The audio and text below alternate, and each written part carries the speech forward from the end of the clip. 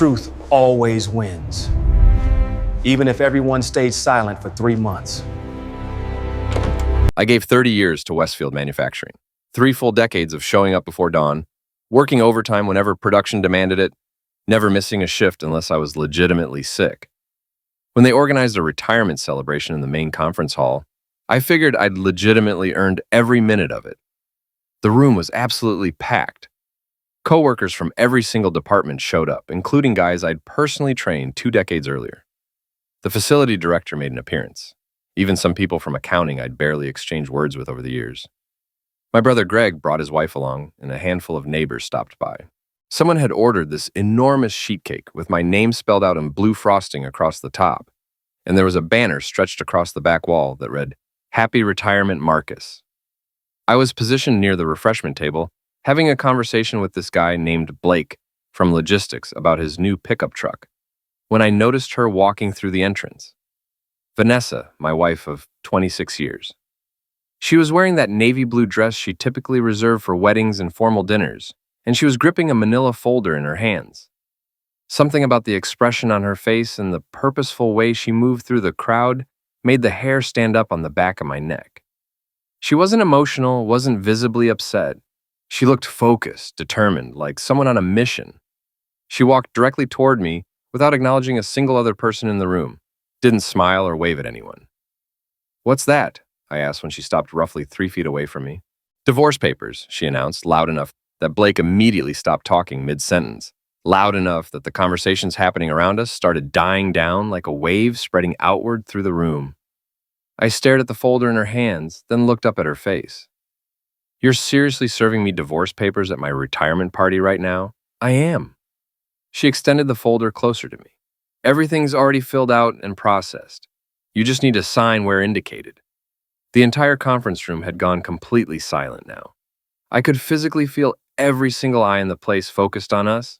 Someone standing near the cake table had their phone out, most likely recording the entire scene for posterity.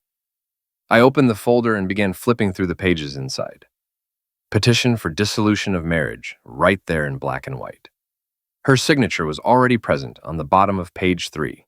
I scanned through the sections covering property division and spousal support calculations. All of it meticulously laid out like she'd been working with lawyers on this for months, maybe longer. "Got a pen I can borrow?" I asked calmly. She reached into her purse and pulled one out. I accepted it from her hand and proceeded to sign every single line that required my signature. I didn't bother reading through all the fine print carefully. Didn't argue about any of the terms or make any kind of scene. Just put my name down in blue ink while 25 people stood there, in absolute silence, watching the whole thing unfold in front of them. When I finished signing everything, I closed the folder and handed it back to her. Then I leaned in close enough that only she could hear what I was about to say.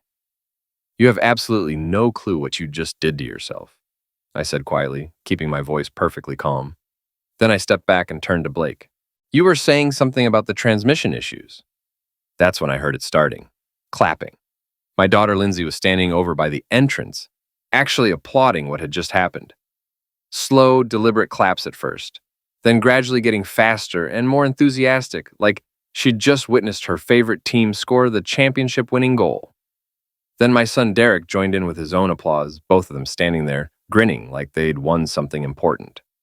Vanessa picked up the folder containing the signed papers and walked straight out of the conference room. Lindsay and Derek followed right behind her without saying goodbye to me, without even glancing back in my direction. The room remained frozen in silence for maybe another 10 seconds.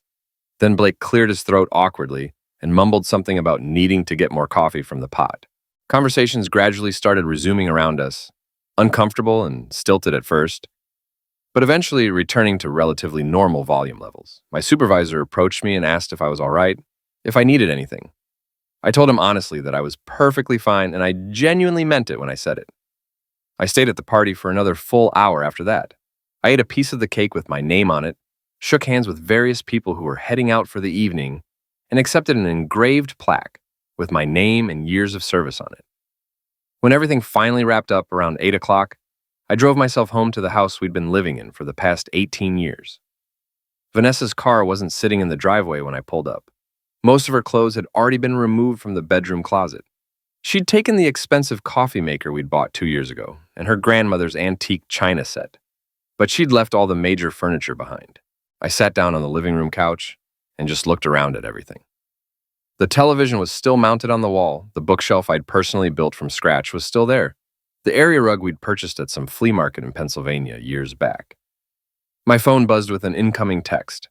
Message from Greg, asking if I was okay and commenting that what just happened was incredibly intense. I typed back quickly that I was doing good and we'd talk more tomorrow.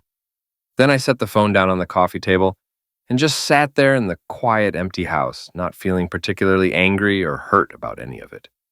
Just thinking about that folder she'd handed me and all those pages she'd carefully filled out and all the lawyers she'd obviously been consulting with.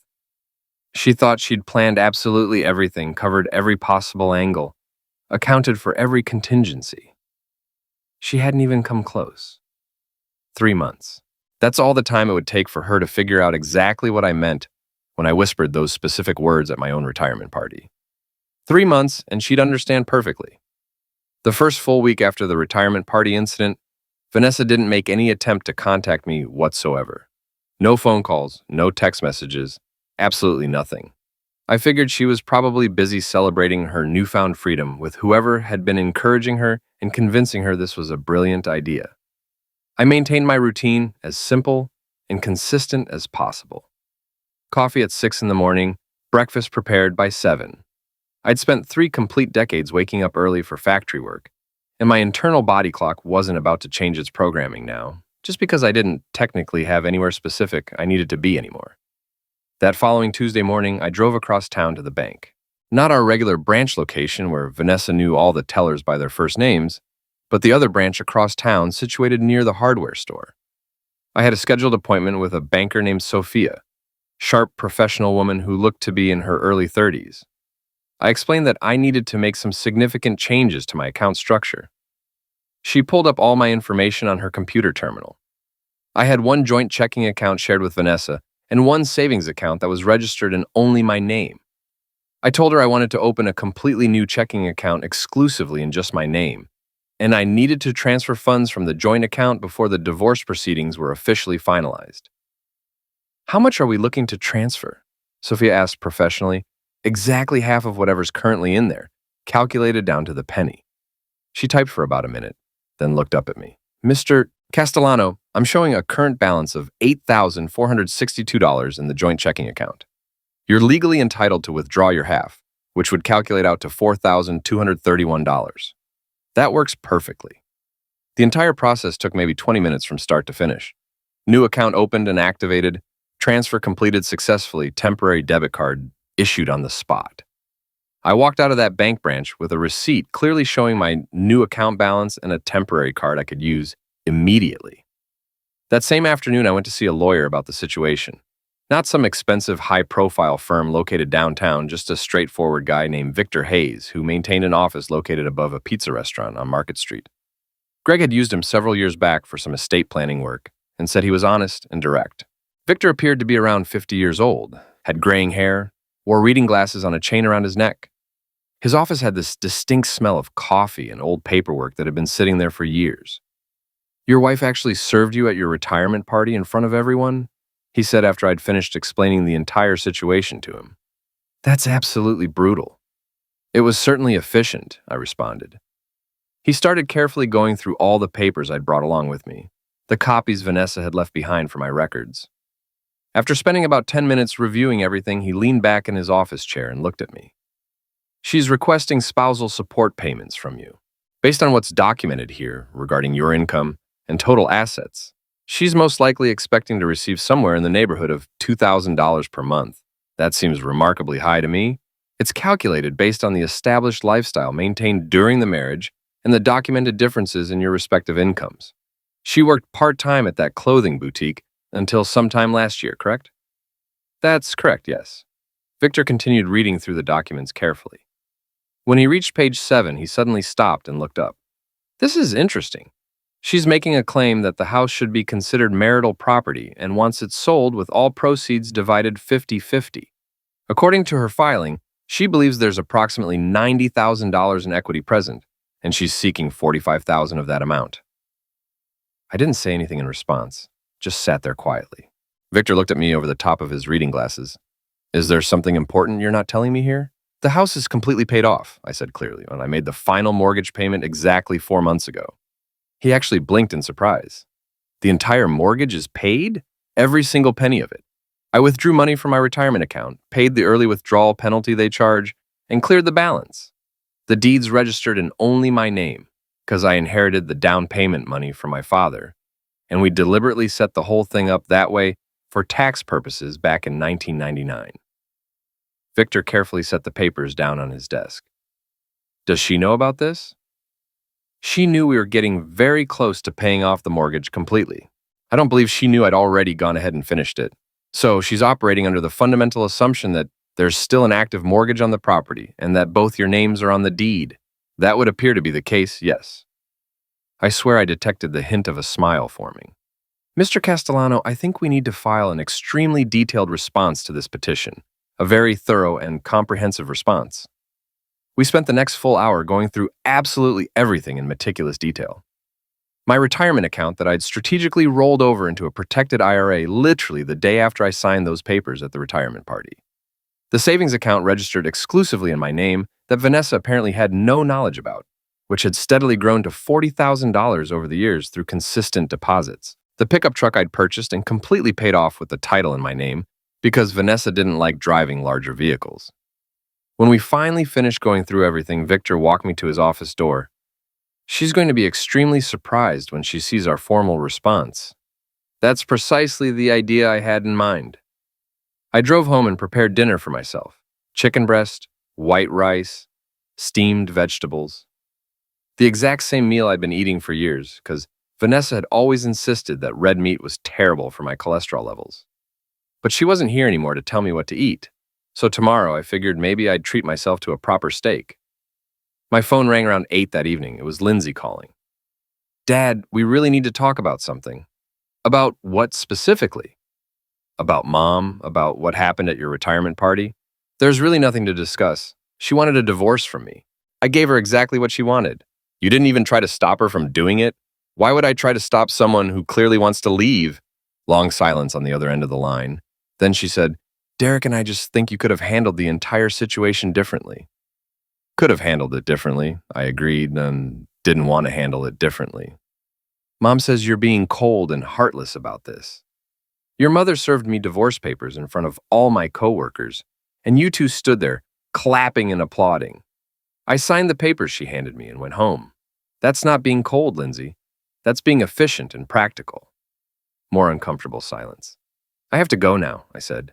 My dinner's getting cold sitting here. I disconnected the call before she could formulate a response. That night, I sat out on the back porch with a beer in my hand.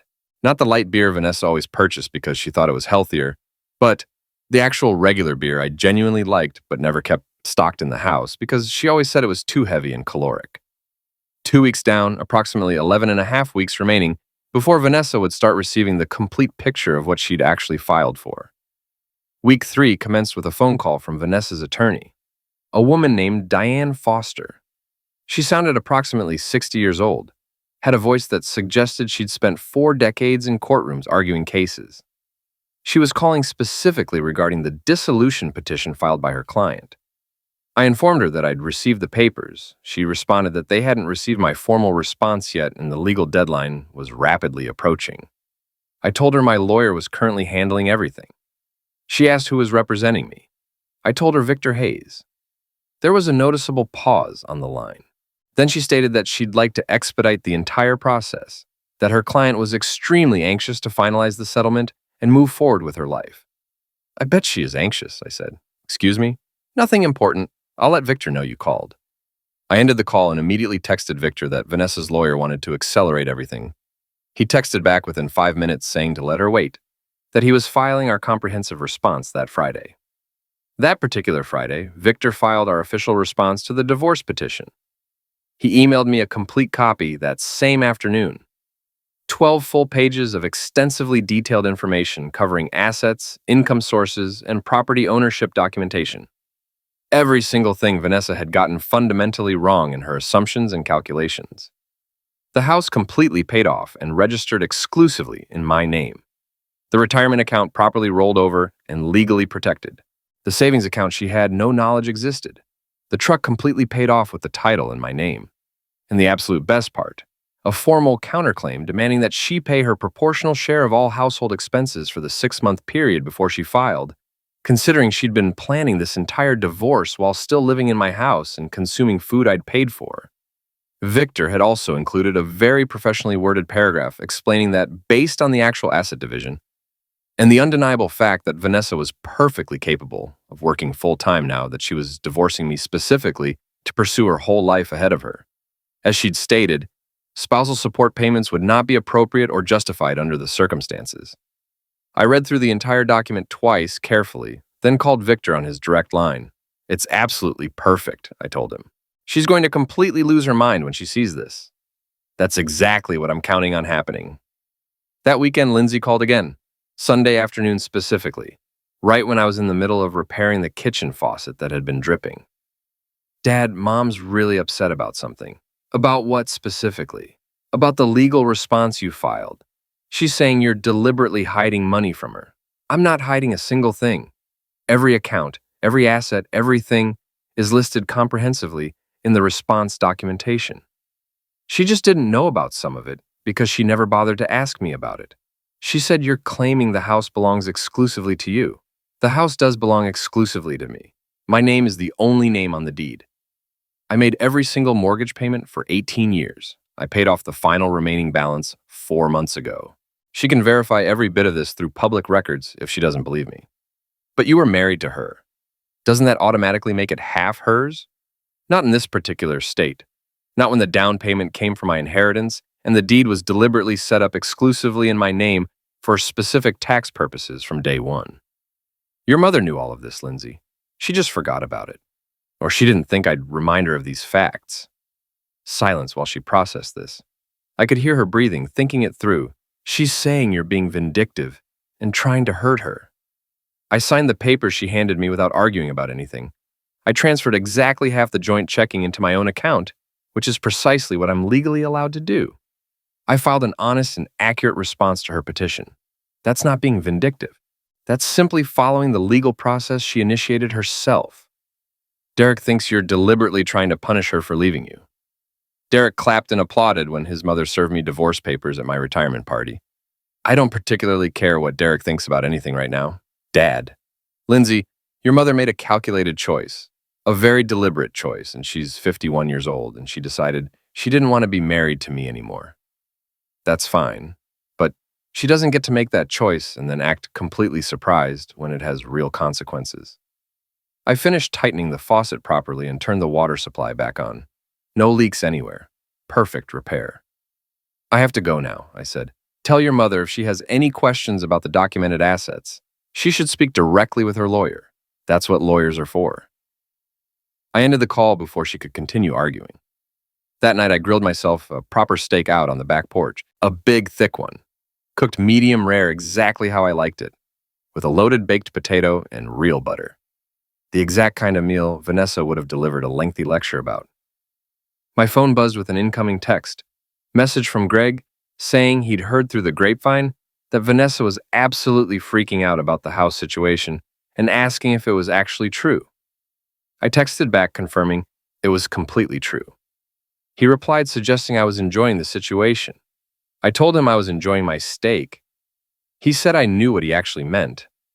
I thought about it for a moment, then typed back that I wasn't enjoying it exactly, but I wasn't apologizing for any of it either. She wanted out of the marriage. She got out. The rest was just legal paperwork and documentation. 8 weeks remaining to go.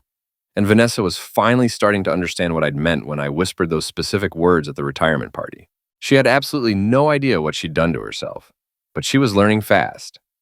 6 weeks into the process, I unexpectedly ran into Derek at the hardware store. He was standing in the paint aisle, staring at color samples like they contained the answers to life's biggest questions. He spotted me before I could turn around and leave. We stood there, facing each other for an awkward moment, neither of us knowing exactly what to say. "How have you been doing?" he finally asked. "I'm fine. How about you?" "Good, yeah, I'm good." He picked up a paint sample card examined it briefly, then put it back down. Look, about what happened at the party. We didn't know you were just going to sign everything right there on the spot like that. What exactly did you think I was going to do? He shrugged uncertainly. Fight it maybe? Try to talk to Mom about it? Something other than just signing? Your mother handed me divorce papers in front of 25 people. What exactly was there to discuss or talk about? Derek didn't have any answer for that question. She told us you two had been having serious problems for years, he said finally, so that you weren't the same person she originally married, that you'd just completely given up on everything in life. And you believed her version without question? She's our mom. I'm your father. You didn't think to ask me about my side of things before you started clapping and applauding? His face flushed red with embarrassment. Look, we thought we were supporting her. She made it seem like this was something she desperately needed to do to be happy with her life. Maybe it was exactly what she needed. Maybe she'll be very happy being divorced. But that doesn't change the fact that you two chose a side without knowing what the other side of the story was. I grabbed the sandpaper I'd come in to purchase and started walking toward the checkout register. Derek followed behind me. Lindsay and I have been talking a lot, he said. We think maybe we judged the entire situation way too fast without all the facts. You think so? Mom's been staying with Rachel for over a month now. She keeps constantly talking about finding her own apartment, but every single place she looks at is way too expensive for her budget. And she's really upset about the whole house thing. The house thing? Yeah. She didn't know you'd already paid it off completely. Didn't know it was registered only in your name. I stopped walking and turned to face him directly. Derek, your mother and I were married for 26 years. I personally paid every single mortgage bill, every property tax payment, every insurance premium that came due. She saw all the statements. She knew exactly where the money was going. The only thing she didn't know was that I'd made the final payment early. And that's solely because she didn't ask me about it. I deposited my paycheck, paid all the bills, and saved whatever was left over. Same exact thing I did for 26 years straight. The only difference is, this time I didn't announce it publicly because I was starting to genuinely suspect she was planning something exactly like what she did at my retirement party. Derek looked down at his shoes. Expensive athletic shoes, some brand name I didn't even recognize. Probably cost more than I typically spent on clothes in 6 months. She's talking to her lawyer about challenging the asset division, he said quietly. I figured she would do that. Diane says you're being completely unreasonable about everything. Diane can say whatever she wants to say. The actual facts are documented in the court filing. Your mother's absolutely welcome to challenge any of them if she genuinely thinks they're inaccurate. I paid for my sandpaper and walked out to my truck. Derek didn't follow me this time. That afternoon, Victor called my cell. We received a response to our response from Diane. She's making the argument that the house should be considered marital property regardless of whose name appears on the deed, citing the length of the marriage and the various contributions Vanessa made to the household over the years. What contributions specifically? That's the particularly interesting part. They're claiming her part-time income and her management of the household affairs constitute significant non-financial contributions that legally entitle her to half the home equity. She worked 15 hours per week at a clothing boutique and spent most of her paycheck on her own clothes. Household management meant she decided what color to paint the bathroom occasionally.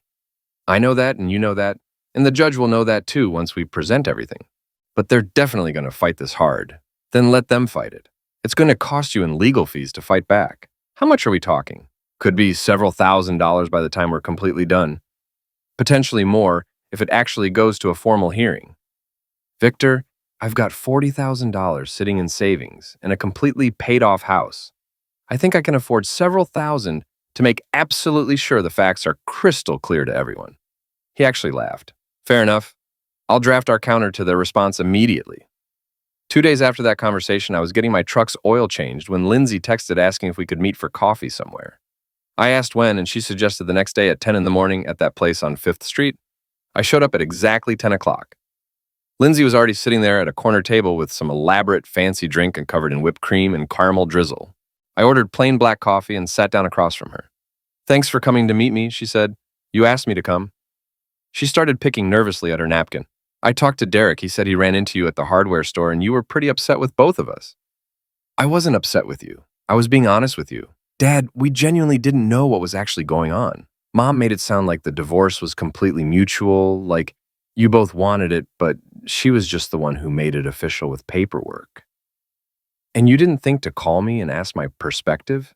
She looked up at me. Would you have actually told us the truth? I would have told you the complete truth. That your mother had been acting different for months. That she'd been meeting with divorce lawyers. That she was planning to serve me papers at the most public moment possible to make some kind of statement. She said you knew it was coming, though. I suspected something was coming eventually. I didn't know she'd do it at my retirement party with you two physically there to cheer her on. Lindsay's eyes got red around the edges. We weren't cheering for you to get hurt, Dad. We were cheering for Mom to finally stand up for herself. Stand up for herself against what exactly? Me working 60-hour weeks for 30 straight years? Me paying every bill on time without fail? Me making sure you two had college funds and a roof over your heads? She said you'd stop caring about anything, that you just went to work and came home, and that was the entire extent of your life. I went to work and came home and paid for the life your mother wanted to live. The house she personally picked out and the vacations she planned for us, the car she drove around. And when I finally retired after 3 decades of work, she served me divorce papers in front of everyone. Lindsay wiped at her eyes. She's having a really hard time right now, Dad. Rachel's getting tired of her staying there, and every apartment she looks at wants first month, last month, and a security deposit up front. She doesn't have that kind of money saved up anywhere. Then she should have thought about that before she filed for divorce. That's such a cold thing to say. No, Lindsay. Cold is serving your husband divorce papers at his retirement party. Cold is planning it secretly for months without saying a single word. Cold is dragging your kids into it so they clap when you publicly humiliate their father. I'm not being cold at all. I'm being clear about reality. She sat there staring at her untouched fancy drink for a long time. The house thing is actually true? She asked finally. It's really just in your name exclusively? Yes, it is. And you paid it off 4 months ago. Does that mean Mom gets absolutely nothing? It means Mom gets exactly what she's legally entitled to under state law, which is half of the joint checking account, which I already gave her access to, and whatever she can actually prove she contributed financially to the marriage. Her lawyer's trying to argue she should get significantly more. My lawyer's demonstrating why she shouldn't get more. Lindsay stood up abruptly. She hadn't touched her drink at all. I'm sorry, she said quietly. For what specifically? For clapping at the party, for not asking for your side of the story, for automatically assuming Mom was right about everything. She walked out before I could formulate any kind of response. I finished my plain black coffee and drove home to the house that was paid off and legally mine. 7 weeks down, 5 weeks remaining to go. Exactly 3 months to the day after the retirement party incident, I was replacing the weather stripping on my front door when a car I didn't recognize pulled into my driveway. Not Vanessa's usual car, but a small sedan. Vanessa climbed out of the passenger side. Rachel was driving. I continued working on the weather stripping installation. Vanessa walked up the front path and stopped at the bottom of the porch steps. We need to talk right now, she said. About what? About this. She held up some papers in her hand. About what your lawyer is doing to me. Victor's doing his job representing me. He's trying to take absolutely everything from me. I pressed the weather stripping firmly into place and stood up. Victor's responding to the petition you filed. The one where you tried to take half of a house you don't own and claim spousal support from someone you publicly divorced. Rachel had gotten out of the car and was standing by the driver's door, looking uncertain about whether to come closer or stay put. Vanessa came up 2 steps closer. I lived in this house for 18 years. You did live here. I raised our children here. You did raise them here. And now you're saying I have absolutely no right to any of it? I'm saying you have the rights the law gives you, which doesn't include a house that's titled exclusively in my name, that I inherited the down payment for, and that I paid every single mortgage payment on for 18 years. We were married. We were married, past tense. You ended that marriage at my retirement party, remember? Her face was flushed red now. Diane says we can fight this, that a judge will see you're deliberately trying to hide assets from me. I'm not hiding a single thing. Every account is listed in the filing. Every asset is documented. You just don't like what the documentation actually says. You paid off the mortgage without telling me. I paid off the mortgage 4 months before you served me divorce papers. Papers you'd been planning with your lawyer for who knows how long? You want to talk about hiding things? Let's talk about that. She opened her mouth, closed it, then opened it again. I needed to make sure I was protected. And I needed to make sure my house was paid off before I retired. We both got exactly what we needed.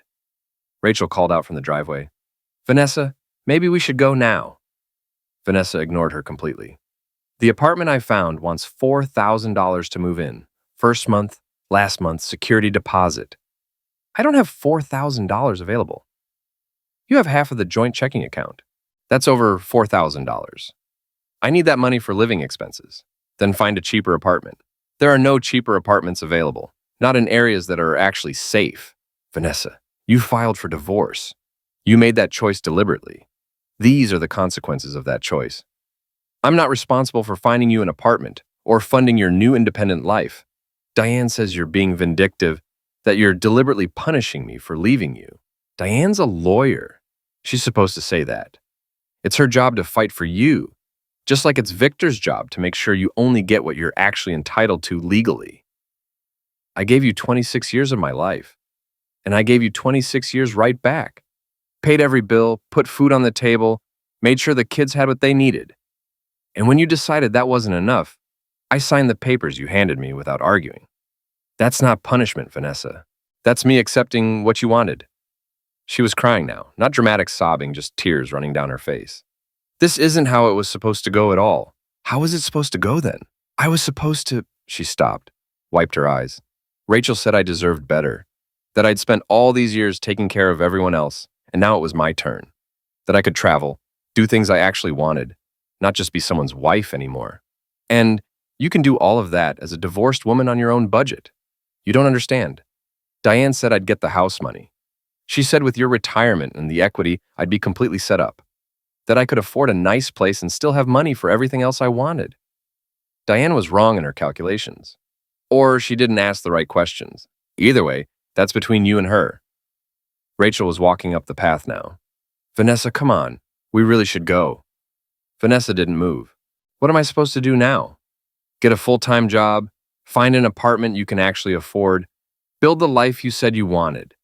You're 51 years old and healthy. Figure it out. I can't believe you're being like this to me. You served me divorce papers in front of my coworkers, and our children clapped and applauded. I signed them and moved on with my life. I'm not being anything except done with this marriage." Rachel took Vanessa's arm firmly. "Come on now." Vanessa let herself be led back to the car. At the car door, she turned around one last time. "The kids are ashamed of you, you know. Lindsay told me that. Lindsay apologized to me last week over coffee, said she was sorry for clapping and for not asking my side of things. So if she's ashamed of anyone, I don't think it's me." Vanessa got in the car. Rachel backed out of the driveway faster than necessary. I went back to installing the weather stripping properly. That evening, Derek called. "Mom came to see you today." "She did. She's really upset about everything. I noticed that. Dad, she's staying in Rachel's guest room. Rachel's husband is getting annoyed about it. She needs to find her own place. Then she should find a place. She doesn't have enough money saved up. Derek, I've explained this to Lindsay and I'll explain it to you. Your mother chose to end this marriage. She filed the papers. She planned the whole thing carefully. The financial consequences of that choice are hers to deal with. I'm not going to fund her new independent life. But you have the money. The house is paid off. You've got savings. And I earned all of it, every single dollar, while your mother worked part-time and spent most of what she made on herself. I'm 53 years old, Derek. I just retired. This is the money I'm going to live on for the rest of my life.